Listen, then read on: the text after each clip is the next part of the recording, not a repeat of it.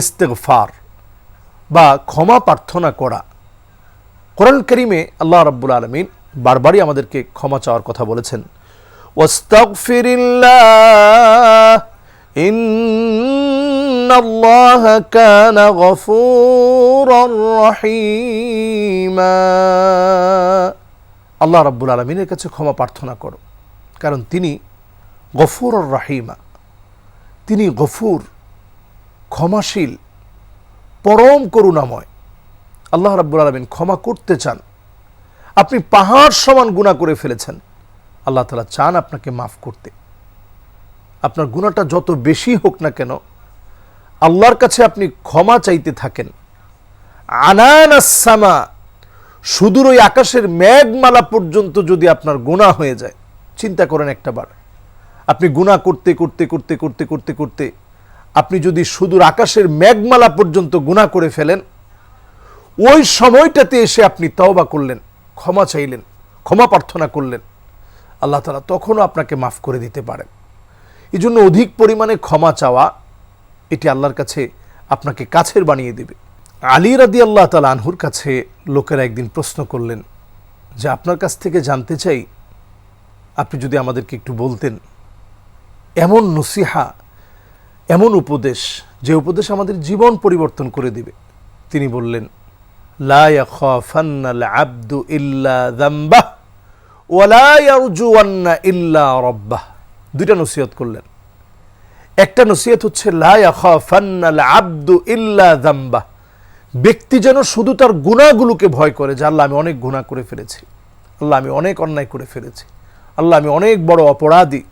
ব্যক্তি শুধু যেন তার গুনাহগুলোকে স্মরণ করতে থাকে, ওয়ালা ইয়ারজুওয়ান্না ইল্লা রাব্বাহ, আর শুধু আল্লাহর কাছে যেন এই আশাটা করে, আমার আল্লাহ অবশ্যই আমাকে মাফ করবেন।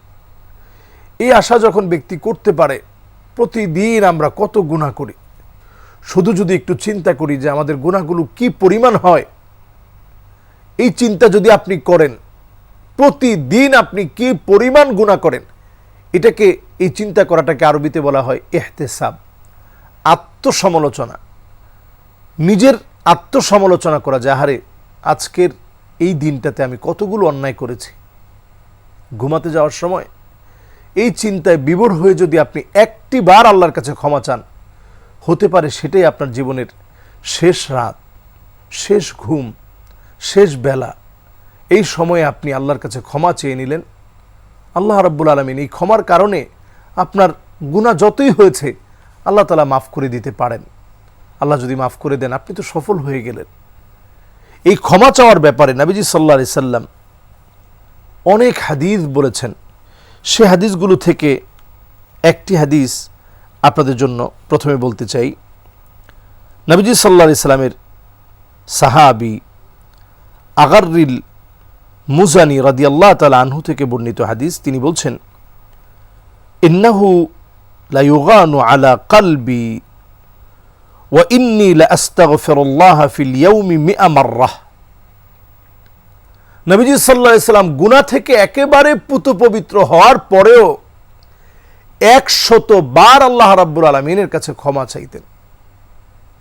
একটু চিন্তা করেন, যে নবীজির জীবনে কোনো গুনাহ নাই, যিনি মাসুম, গুনাহ থেকে পরিপূর্ণভাবে নিষ্পাপ ছিলেন।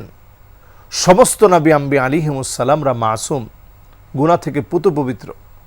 তারপরেও নবীজি সাল্লাল্লাহু আলাইহি সাল্লাম একবার আর দুইবার নয়, নবীজি সাল্লাল্লাহু আলাইহি সাল্লাম তিনি আল্লাহর কাছে ক্ষমা চাইতেন প্রতিনিয়ত, প্রতিদিন 100 বার করে আল্লাহর কাছে ক্ষমা চাইতেন। ক্ষমা চাওয়াটা আল্লাহর কাছে এত বেশি প্রিয়।